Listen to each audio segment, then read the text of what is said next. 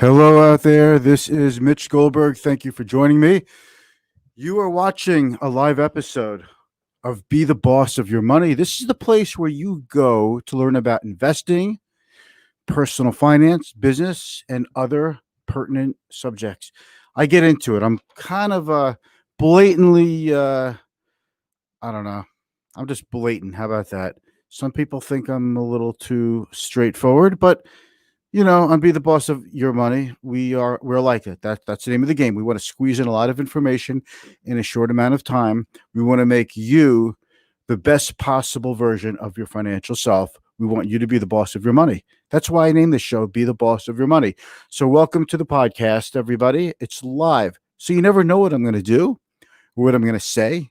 And you can't even edit anything because it's live. It's so freaking live. It's liver than live. It's like a live wire. I feel so alive. Oh yeah, okay, enough of that. Anyway, we've got a couple of things to talk about. The stock market, it's just stuck right now. It just can't get out of its own way. It's a little bit of a drift to the downside. A little bit. I used to have a branch manager used to always talk like that. It's just a little bit of a drift to the downside. But good guy. Anyway, the market just can't get out of its own way. It seems like it's stuck. It seems like it's on the cusp of picking a direction of going up big or down big, but it just can't stay where it is forever. It's a tug of war right now between two things, between worries of a coronavirus COVID resurgence in the United States, kind of like what we're starting to see in Europe. And could it happen in the United States? And the other side of this equation, the other thing that the market's stuck in between is a COVID vaccine. We've been hearing about these vaccines, big news coming out in October, November, December, not just from politicians, but from the actual companies themselves. Even Pfizer said they could possibly have tons of doses out in October. We're not that far. We're closer to October now than we are to August. So we have to consider a couple of things, but that's where the market's stuck. Anyway, I'm going to roll the introduction. I'm going to give you the quick update with perspective, and then we're going to talk about which sectors should you be exposed to if we do get a COVID vaccine, which I think we will. Which sectors should you reduce exposure to? And let's pick a couple of stocks. Let's actually take a look at stocks, not as recommendations, as examples. I have to say that as examples. I have to say, because it's true, I don't like to make specific stock recommendations on my live stream, but I do want to give you ideas of where to look. You can do your own homework. So this is going to be really good, very actionable content. I'm going to make this fast, like lightning.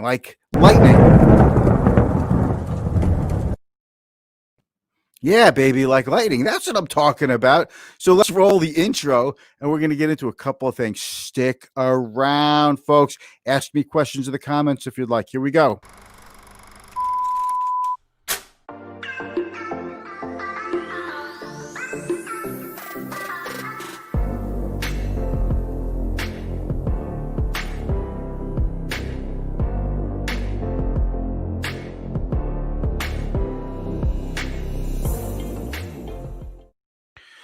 And we are back. So nice to see your smiling faces, by the way. Yeah, what's going on, folks? You guys all look happy. You know what?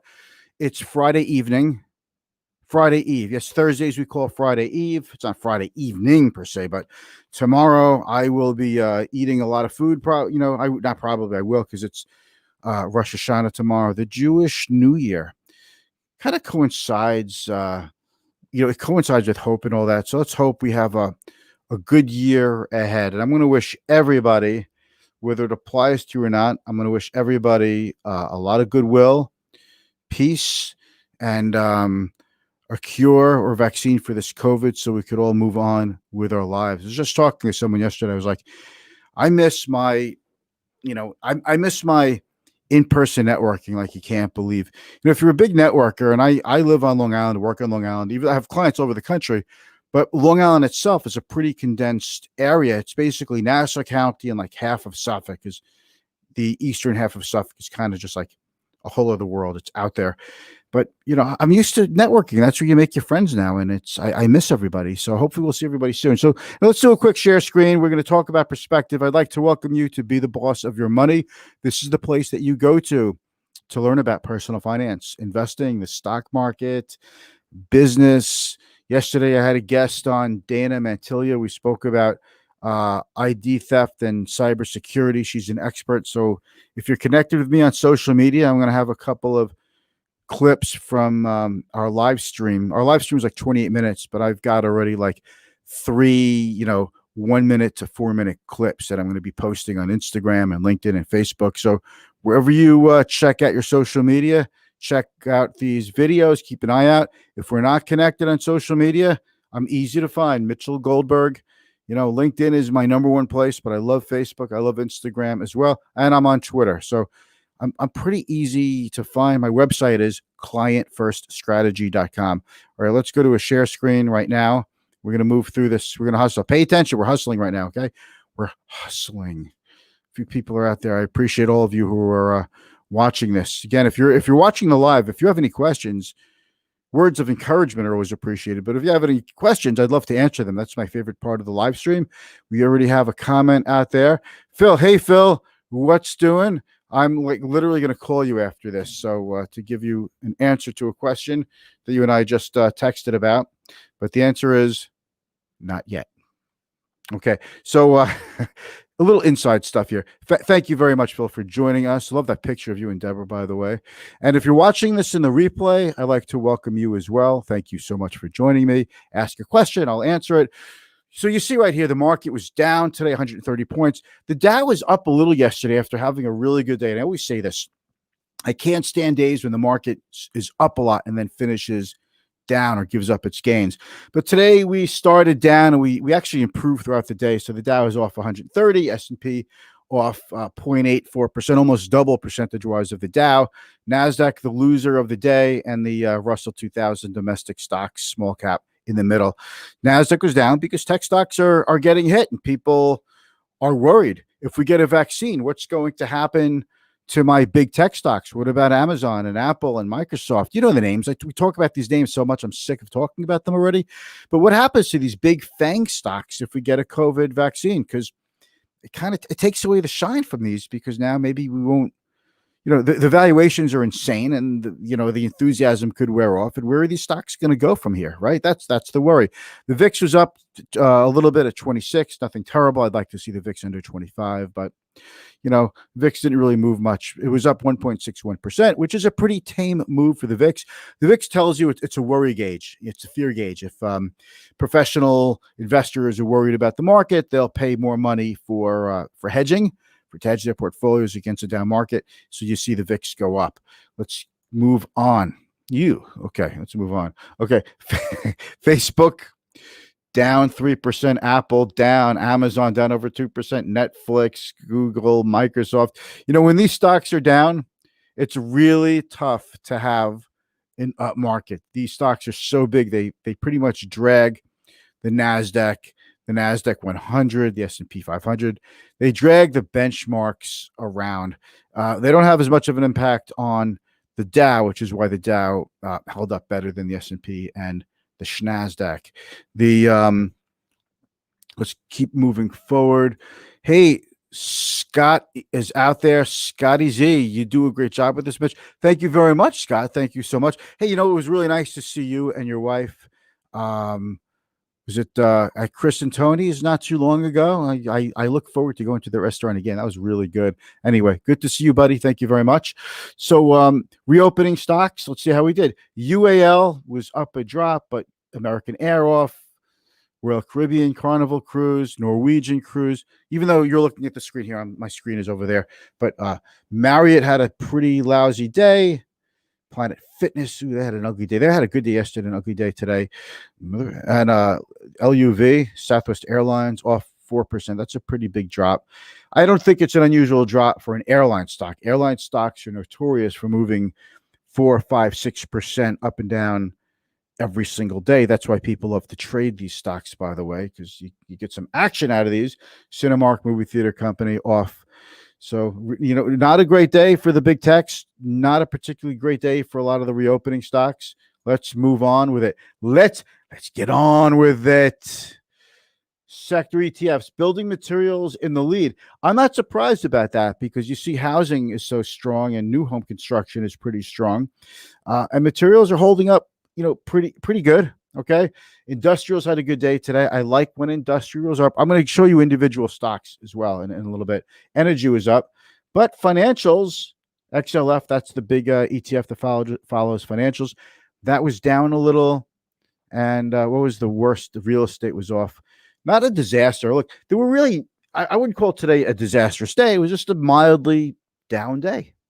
Sometimes you have mildly up days. I don't really get carried away emotionally with either one. It was just a little bit of a down day, just not a lot going on. Look, we're just stuck between reopening and work from home. Vaccine, we're not a vaccine. Okay. And let's take a look at the industrial stocks. Actually, before we get into that, let's just take a look at this chart that I have up here. Okay. If you see this, this is year to date. This is not fully accurate. Okay, there we go. The S&P 500, I don't know if you could see that on your small screen there, but the S&P is up 4% on the year. But the S&P equal weight, that is, instead of saying, let's say the big tech stocks are like 30% of the S&P, if you just made every stock equal from American Airlines, a small company now, is the same valuation and same weighting in the S&P 500 as, let's say, Apple, the biggest company in the world. If all the stocks, the 500 stocks in the S&P 500 were equal weight, I know somebody's going to come out and say, hey, there's more than 500 holdings in the S&P. Yes, I realize that. Like, for example, Google is in there twice because it's got two classes of shares, and there's a few others. But let's just go with the 500 right now, okay? So S&P is up, well, this is 5% year to date, but the equal weighting is down 4%. And that just goes to show you that when you take away the overweight of tech stocks, market's not doing quite as well. XLY, that's the discretionary stocks. Like let's say travel and leisure. The reason that's up so much when airlines are not in hotels and movie theater chains are not doing so well is because Amazon is such a big part of it. So Amazon has pulled that ETF up. All right, just to give you an example of the XLY. I don't know if you could see this on your screen. Let me make this a crap ton bigger. Make this a shit ton bigger. Yeah, I said that. Okay. Amazon is 22.5% of that benchmark. Home Depot up 12%. McDonald's, Nike. So that's why, the travel and leisure stocks seem to be doing so well. And in the top 10, you don't even have any airline or cruise line stocks in it. Okay. Let's just get rid of that one. Let's stop sharing the screen. Okay. So let's talk about this. The economy reopens. What's going to work? I think you probably know this already, but airline stocks, travel and leisure, some of the brand name stocks, let's say a Michael Kors, for example, things that people just enjoy spending money on. Certain companies like a Michael Kors or some of those, I don't know if you really consider that such a high-end name, but if you take a look at like the name brands are sold in like Dick's Sporting Goods, for example, which Dick's is doing pretty good now. The stock is doing pretty well. If you take a look like North Face, VF Corp makes North Face, you're going to see the stocks that you're going to see a big catch-up trade. And we've seen some of it because a lot of the catch-up trade stocks have already bounced off their March lows, but they haven't fully recovered and they could go higher for one key reason. But it's two words: operating leverage. Companies have done such a masterful job in cutting expenses, cutting employees, cutting their footprints, reducing the stock in the channel, their sales channel, their inventory channel, that a little bit of an uptick in revenue would have a positive magnified impact on their earnings. That's the whole essence of operating leverage. So if you take a look at, especially at airlines, They've cut routes. They've cut employees. They've cut pilots. They've cut everything to adjust to still losing some money, but not nearly as much in this environment. That a little bit of uptick in revenue, all of a sudden their earnings soar. For example, no pun intended, their earnings soar. I didn't even realize that was like a pun, like airplanes soar. You get it? You get that. Okay. So that's what happens. So let's take a look at some of these stocks, industrial stocks. Like let's look at GE was at 6 for a long time. It's up 4.4. Oh, you can't even see the share screen. What am I doing? Look, I see people are out there. So if you have any questions or comments, questions I have to say, you can watch and ask away. I'd love that. But let's take a look. GE is finally in the 7. I mean, it's been in the 6s and 7s for a long time, but Corn Ferry. Corn Ferry was much higher. John Deere has been hot as a pistol, so that stock is way up. Caterpillar too. 3M used to be in the 200s. You're talking about some massive catch-up trades. Oshkosh makes like cement trucks, fire engines. Wabash is an interesting company. I don't know if you ever see this, but Wabash, the micro cap on Wabash is probably like $800 million. But if you ever see a tractor trailer, the 18-wheelers going down the road, down the highway, you see the trailer. You see like the emblem for Wabash is like a red. It's like a red emblem. It's the shape of the United States with the word Wabash across it. Now that I told you that, you're going to see like every trailer that you see going down a highway is made by Wabash. So when trucking picks up, truckers have to buy more trailers. So that's what Wabash does. Emerson, Eaton Vance. These are the industrials that I follow. Honeywell. Okay, and then you have CSX, Johnson Controls, UAL, Lockheed Martin. Boeing. Look, you get a reopening and airlines start flying. So not only do you have the airline stocks go up, but they might actually start buying airlines again from Boeing. And Boeing is pretty close to getting their 700, their MAX jets certified. And there could be a coiled spring effect in Boeing. So I want to point out individual stocks that you may or may not be aware of companies that could bounce back. Just want to make sure I cover everything. So let's talk real quick about catch-up trades and PEs. Okay. So the tech stocks have gone up a hell of a lot. And I remember Apple was always like a 9 or 10 PE ratio. And now it's in the 30s because it's gotten the respect of a software company and a services company. And those companies have their valuations are considered more worthy software as a service, SaaS companies. They're considered higher valuations. It's a computer hardware manufacturer or a phone manufacturer like Apple, because you never know when people stop buying phones or the new phone comes out from another company and you become obsolete. So the point is Apple is finally getting the respect it deserves, which is why it hit a $2 trillion valuation recently. It's under 2 trillion again, but still the biggest company in the world.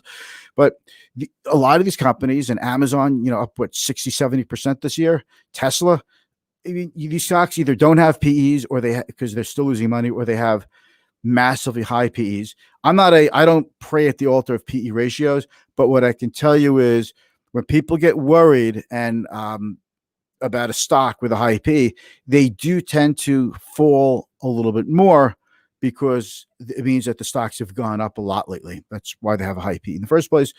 And I think there's just a big catch-up trade that's like a coiled spring. And that's why I think, you're seeing a lot of these reopening stocks hold up pretty well in a down day. And when we do have down days lately, last few weeks, you've had some doozy of a down days. Like the 2 weeks ago, we had those, a 10% correction in the NASDAQ, but we didn't get a 10% correction in the Dow Jones Industrial Average. We didn't get a correction in industrial stocks. It's because of people worried about valuations in tech stocks, but they're not really dumping industrials and work from home and reopening stocks. So I think all the selling has been wrung out. Not all of this, but a lot of it has been wrung out. I can't say all, but a lot of it. So I think anyone who could have, should have, or would have sold the industrials or the airlines, et cetera, they probably have done so already. to a great extent, but they haven't done so with the large cap tech stocks. So that's the point of the whole day. I hope this lesson helped you. Scott is in the house. Hey, Scott, what's doing? Thank you so much for joining us.